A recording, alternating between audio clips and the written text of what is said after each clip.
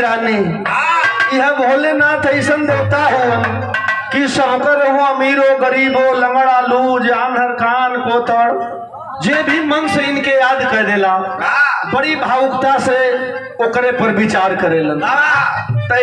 एमे कोनो हक ऐसा तो बात ना होके के चाहिए हमहू भगवान भोलेनाथ का पूजा कर। कुंती कहलस कि नहीं तू दासी हो तो दासी में रहा पूजा पाठ ई राजमाता का हक होला कि पहले मंदिर में जाके अब पूजा पाठ हो कर तू दासी हो तो दासी में रहा। बड़ा ठेस पहुंचल मतारी कुंती की। चला कहानी का शुरुआत हो गई कैसे।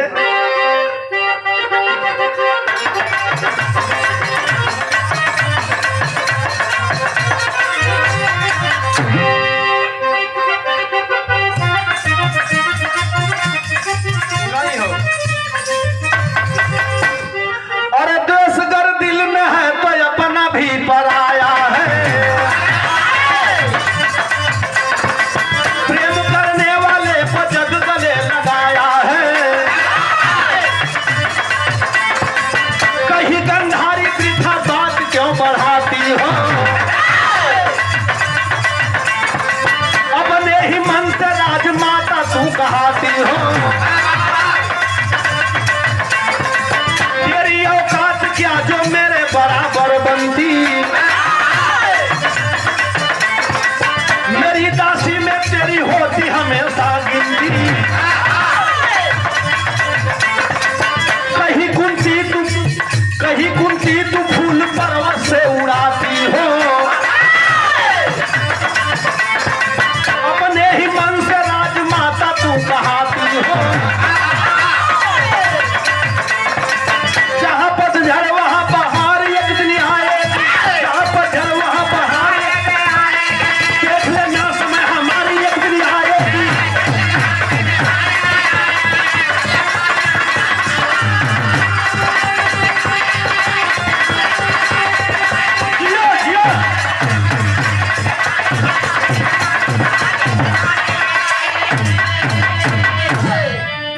कुंती माद्री से कह लगले कि अकेले तू फूला मत। हमारो समय देखा पुरुष बलि नहीं होता है समय होत बलवान। आज तू राजा का पहली रानी हो हमहू दूसरी रानी है। हमरो बराबर हक होला ऐसे कहे कहते हैं जी ऐसे कहे कहते हैं हमरो हक होला। बड़ा प्यार से समझाओ लगल कुंती मतारी के नहीं सुन ला। हमरो एक दिन समय आई समय तो यहाँ तरत बदल गई।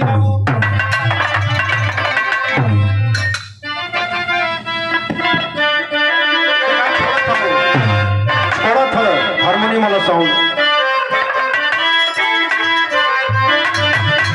अरे ठाड़ा रहो मुरली वाले ठाड़ा रहो मुरली वाले गगरिया घरे धैले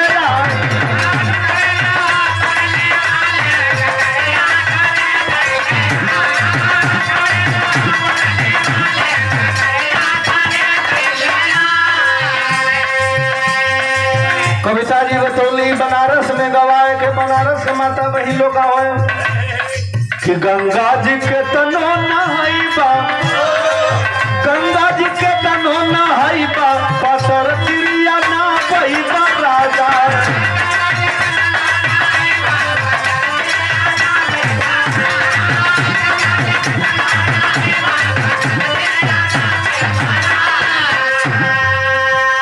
बलिया में एक मेहरारू लोग गावे ले कि अरे गेहुआ का बाल लगे सुगना गेहुआ का बाल लगे सुगना बलम मोर पूरी पे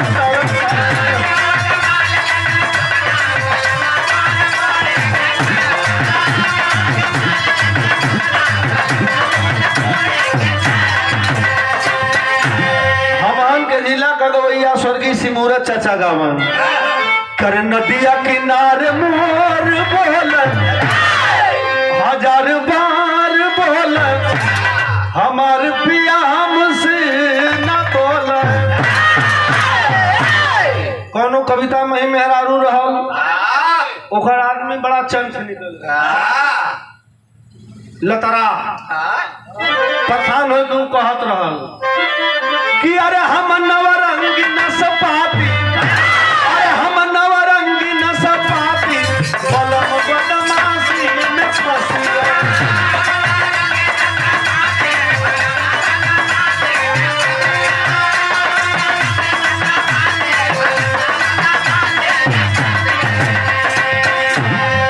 लेकिन भाव देखा, दोनों अपने में झगड़े लगली, माद्री और कुंती झगड़ा करे लगले कि हाँ तू ही बड़ना, हमरो हिस्सा होला बराबर, हमरो हिस्सा होला।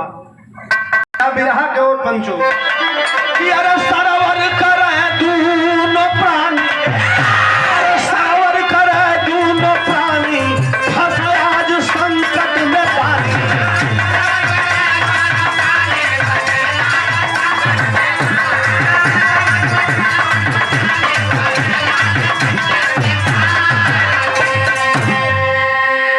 पूजा करब हम गंधारी कहली,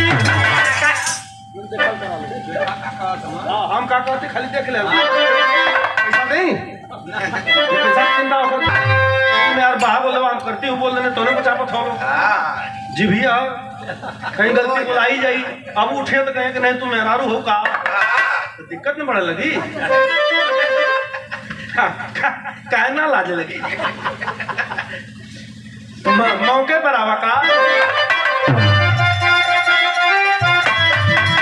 पूजा करब हम गंधारी कहली, दासी करी कैसे कही के हंसली।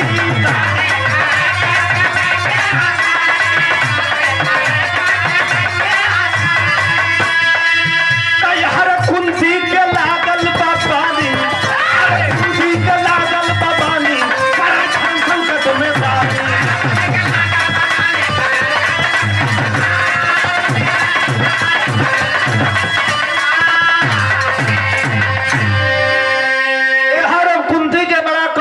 हमके दासी को उपाधि देते हो, तई मानी नहीं कहल कि अब तू है ली हा, तो के राज न है मिली हा। बड़ा ठेस पहुंचल हर, जब धीरे धीरे सामने आए लगल, तो मतारी कुंती भी घबराए लगली है, एक लाइन तरफ फिर लग गई।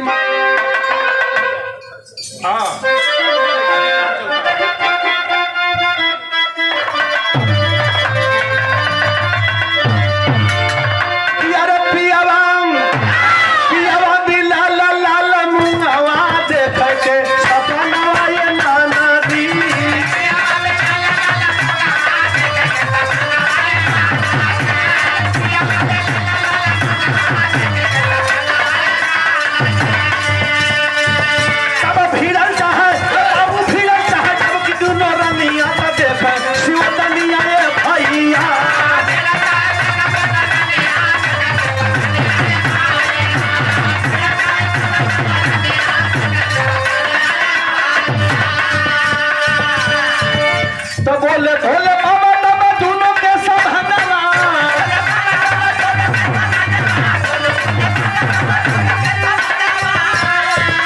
अब भोरे में चढ़ाई जे कि सोने का सुमनवा।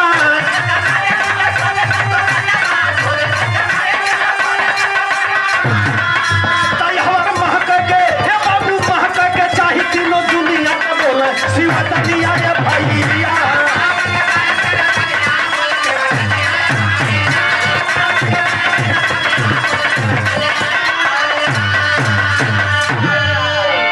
भगवान भोलेनाथ के मंदिर में जाके कुंती माद्री दोनों झगड़ गई। कुंती कहलस कि हम पूजा करब, माद्री कहलस कि हम जोहा जेठ है, ई राज के राजमाता कह हमके हो तो है नहीं हो। यह दोनों सरवर करे लगली, तब भोलेनाथ कहल तो देखा था तब यह एक बाकी है। मेहरारू जब ना कोनो दाव पे तो स्पेशल दाव होला मास्टर साहब, तड़ाक दे झोटा पकड़ ली है, उतनीक बा हमार गायब हो गल है। दू चार लपक्का मरहू में ना पकड़ाई, अजय कर रही ओकर तो वो तना बाकी है, तैयारी होत है दोनों में। यार कुंती और माद्री दोनों अपन किरकिरा थे कि नहीं तो ऐसे हम कम कहा है, तो ऐसे तन को कम ना है। तो भोलेनाथ देखने कला भी जो बाकी हो कि देखत है पूरा हो जाई। बाकी काम रह जाए। कहना है बच्चियों, हाँ बच्चियों झगड़ा मत करो। चाहिए क्या तो दोनों बताओ लगली कि कहा कुंती कहली कि बाबा का हमार हक ना पूजा का हो, इनमें राजा महाराजा नौकरानी से का लेना देना हो। आपका पूजा केहू कह सकेला कौन देखा भाई। भाव अगर बढ़िया हो तो वो के जो भक्ति कहल जाए, भक्ति से शक्ति मिलेला। भाव बढ़िया ना हो, पूजा मंदिर में करत हुआ ध्यान चल गल वीरेंद्र भैया कि 2500 को जूता कौन मार ले हरिया तो भी भजन करत हो। माद्री के घमंड के हम तो रानी है, जवन मन करी तो हम कह ले। भोलेनाथ उच्चारण किए कि झगड़ो मत तुम लोग। तो हम दोनों लोगन में जे सोने का फूल चढ़ाई, मतलब कि रंग सोना का हो और उनमें महक भी आवे के चाहिए। और वो तीनों जो ने सुबह दोपहर शाम जे चढ़ाई दे पहले शिव मंदिर में, वही के राजमाता का हक मिले। आज जे बाद में चढ़ाई वो के हक नहीं मिली। तब इतना बात जब सुन ली तई तो मार कूद लगली। माद्री मार कूद थी कि हम तो पूरा राजे पाट ले हैं, बड़हर बनवाई फूल सोना करके सब लोग राजपाट को उठा के लेके चली। भगवान भोलेनाथ कहलन तब जो माद्री बड़ा खुश भैली कि हम तो हक पद में बाणी, हल्लू की है पड़ती बात तो एक कहाँ से सोना का फूल मिली। तब जाके कोठरी में मन मार के बैठे ही अर्जुन जी के बोलो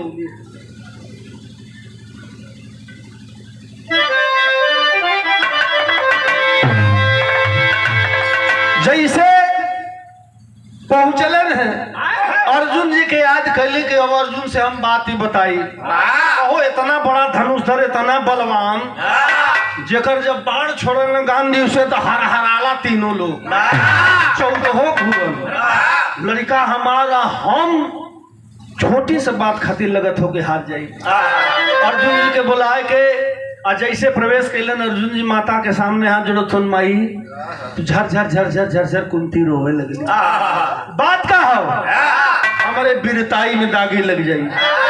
बतावा माई सारी बात बतौली कि बेटा भगवान भोलेनाथ प्रकट भइलन, कहलन कि काल सवेरे भोर में जे स्वर्ण फूल चढ़ाई लेकिन रंग सोना का हो, लेकिन उनमें फूल का महक भी आवे के चाहिए। जे पहले चढ़ाई वही के राजमाता का हक मिली, जे ना चढ़ा पाई वो के नहीं मिली। अर्जुन जी जब ये बात सुनना कहला कि हैं ये बात तो तू घबरा मत। कहलन हम माता कुंती से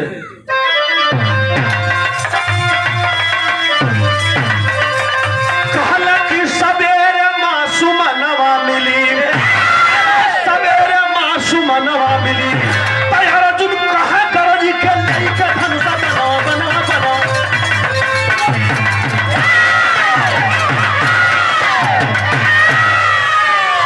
अर्जुन कहे गरज के लेके धनुषा बनवा, सवेरे मासूम नवा मिली। और भोर में हम जाई कितना फूल तोहके चाहिए चढ़ावे के, लेके आई हम ना लेके आई तो ये धनुष बाण रख दे, हमारे वीरताई में दाग लग जाई। हर जोन बा कुंती अपने कोठरी से सुनत है, माद्री जोन बा अपने कोठरी से वो हर से सुनत ही दे कहते कि हाँ हाँ तू भाल बड़ा मार लेके आ जाई बा, हम ना देख ले। तो वो का कहली कुंती के बात जब सुनली तो अपने ओर से कोठरी से का कहली ना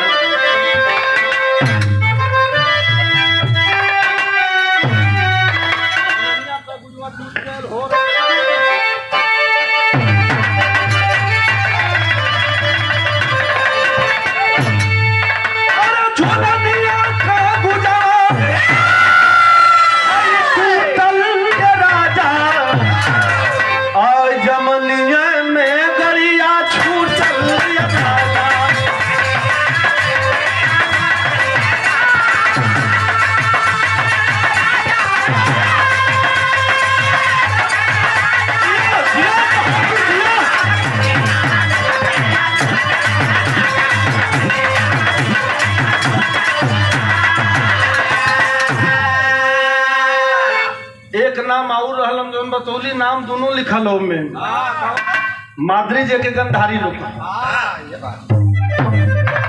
थोड़ा सा सस्पेंशन ही हो गल है कि भाई ये कैसे हुआ। सुनने वाला भी लोग कहे कि नाम गलत बताओ थो। नाम माद्री अर्थात गंधारी। गंधारी सोच लगली ते कहत हो अर्जुनवा की भी हाने फूल ली आई और जो महाराजा के पास धीरे धीरे पहुंच गई। अच्छा तो मेहर को बहुत जबर हथियार है कविता जवान जब फूल से हार ये जीतल तो बुल्लू बुल्लू बुल्लू कहाँ तो के नाम निकले चल गिला बनारस कविता के हाँ तो वहां जाके गावा भले प्रोग्राम ना रही तक लेकिन देखा बुल्लू बुल्लू जाके रोज है कहलस का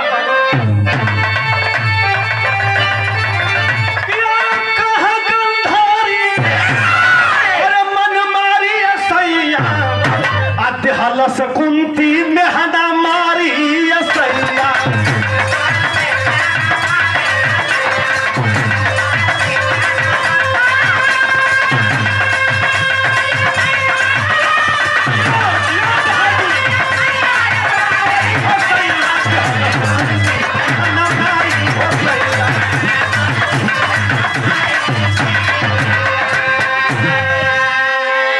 शिव के पूजा में करे मन मान अरे दासी चरण के बतावैले रानी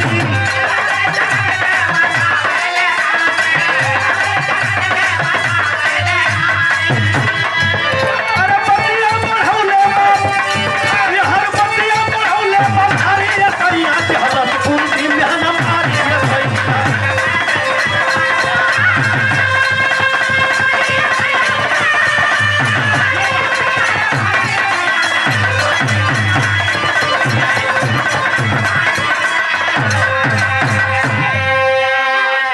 की बात बढ़ गई जी कह लगन धृतराज महाराज की क्या हुआ कहलन वो कहत कि हमके कहाँ हक पद मिलत बा रहने हमहू के हम पद चाहिए तो आप बतावा ऐसा ऐसा बात बा सारी व्यथा जाके बता देल कहलस का कि कही बायर जी फूल सोना का चाय जे कल चढ़ाई उहा रानी का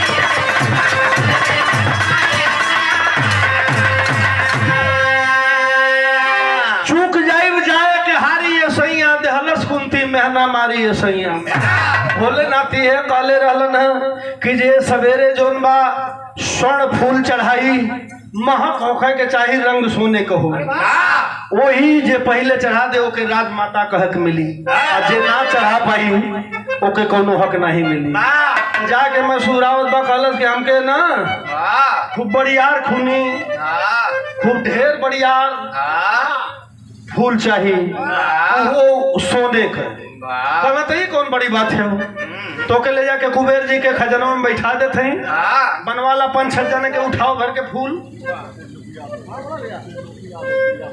हमरे के बात ना हो तो का बताओ तुम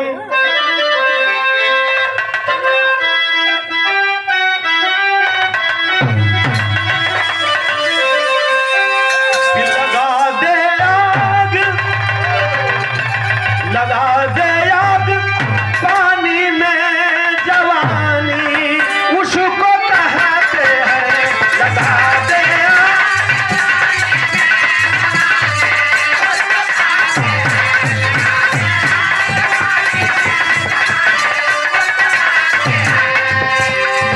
अर्जुन जी बताओ फूल के माई तू घोड़ई हम फूल हम ले आई उसी माई पूछा लगली कि कहाँ फूलवा मिली अर्जुन से का कही अरे कही कुंती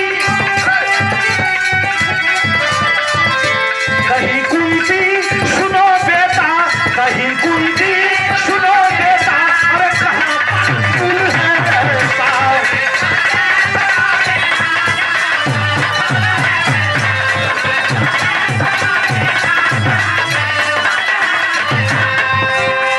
कहीं कुंती सुनो बेटा, कहाँ पर फूल है ऐसा। रंग हो सोने का जिसमें, रंग हो सोने का जिसमें रे महक हो फूल के जैसा।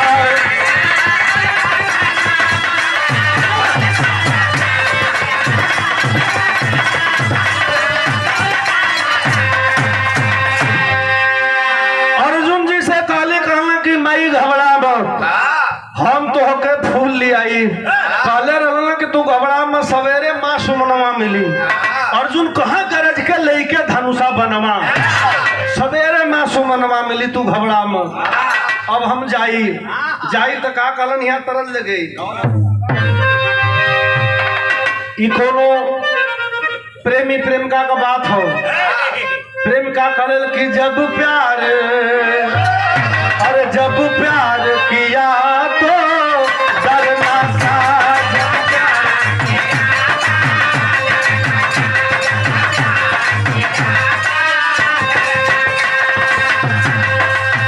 प्यार किया कोई चोरी नहीं है, अरे छुप छुप के है भरना कर। जब प्यार किया तो डरना था।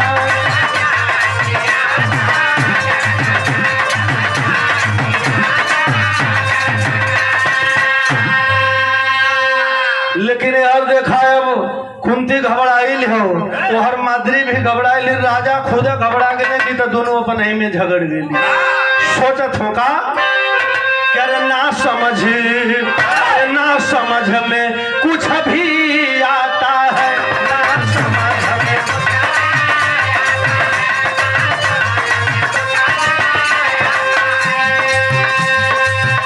धीर भी धीर धरे नाही चित में, अरे जब बात से वो चुक जाता है, ना समझ में कुछ भी आता है।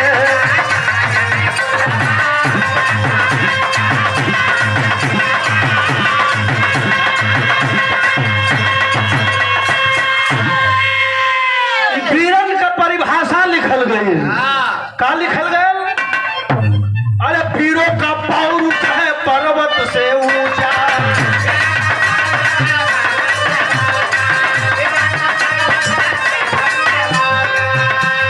आप फूल बिना ना करेगी माँ पूजा। और भी कहा था वो?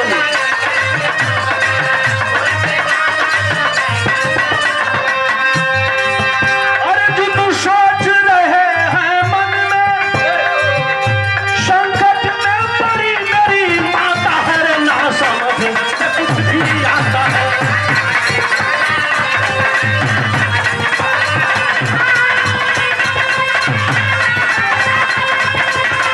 जिया, जिया।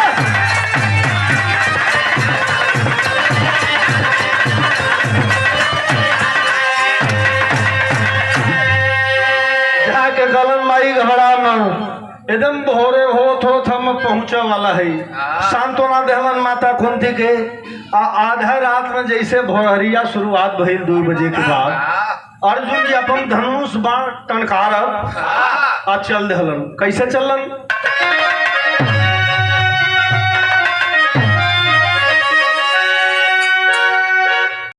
अरे दूध में माई के ना लागी दगिया, भगिया जागल बा। आई अर्जुन गईले कुबेर जी के बगिया, यगिया लागल बा।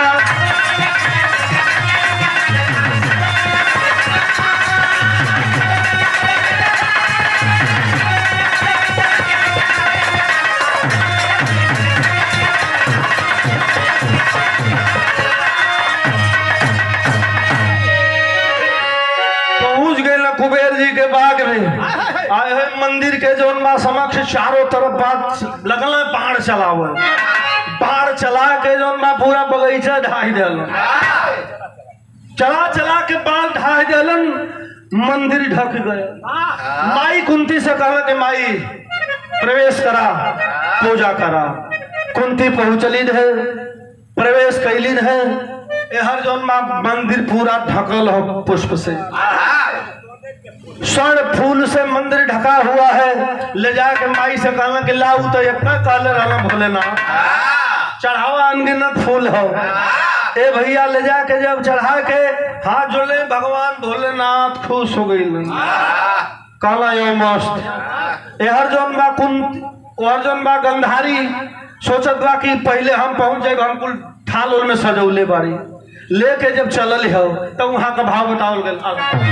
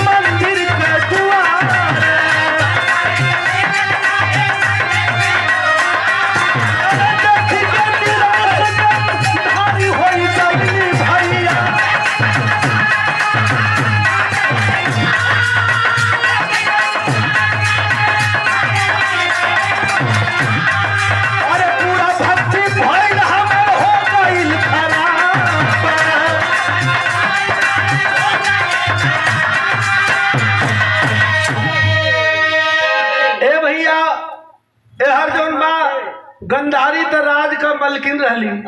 रात भर अपन जाग जाग के बड़का फूल तैयार कैली। अब तैयार करके सोचली कि अब चली, धीरे धीरे 3 बज गल। उ पवल ही कहाँ हुई है, कुंती के कहाँ मिलली। आ जैसे लेके पहुंचली ना तो देखत बाड़ी कि मंदिर पूरा स्वर्ण फूल से ढका हुआ है। ढकल बा चारों ओर। सोचा लगली गंधारी कि हे भाई एक दुआरिया के हर के हर से हल नहीं। अब द्वार उनके मिलता न बा, पूरा मंदिर ढकल बा। बगले में खड़ा अर्जुन जी। समझ जा दांत तो चढ़ाला। जब अर्जुन जी का आवाज सुनली जैसे ट्यूब में से हवा सोए दे निकल जाला, वही तरह जो बा थाल ओल छूट गई गंधारी का हाथे से। कहना कि अब तो काम हो गया। वही जैसे बुलुका छुआ चली अली न, तब तक रास्ते में भोलेनाथ की छाया पड़ी। वाह चढ़ौलू बेटा, कहली का हार गली बाबा। कहत यही से सत्ता ऐसा चीज है कि एक बार मिल जाता हो, बड़ी माया लगत है छोड़े में। और जो सच्चा सेवक है यह कलयुग है, लोग लाइक नहीं करते हैं। अगर गिने चुने लोग पहचान, निराश होके लौटली। भोलेनाथ प्रकट भइलन, कुंती के और एक बात कहलन। क्या कहलन?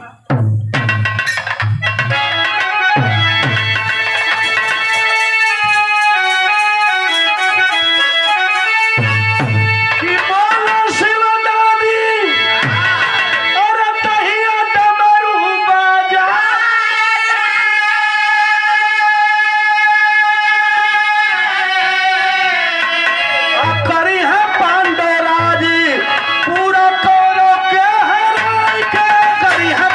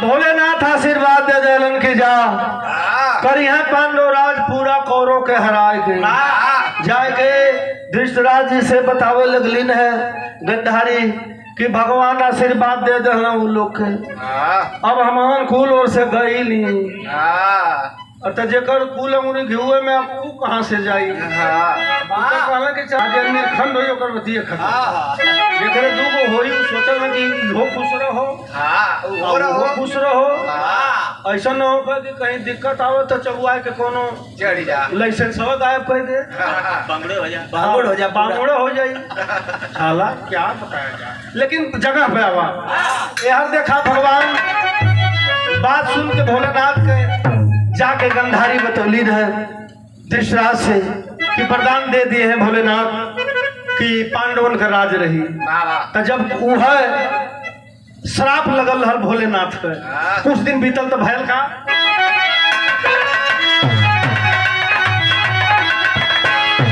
बीतल कुछ दिन श्राप करवन के लागल अरसू के वरदान भाग पांडवन का जागल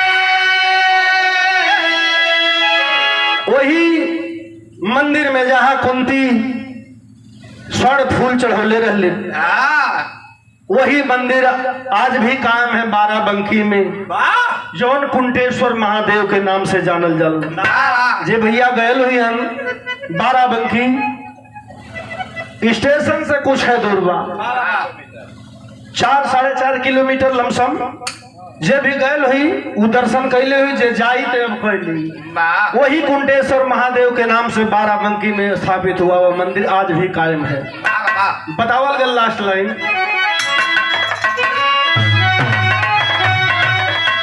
गुरु बिहारी गुरु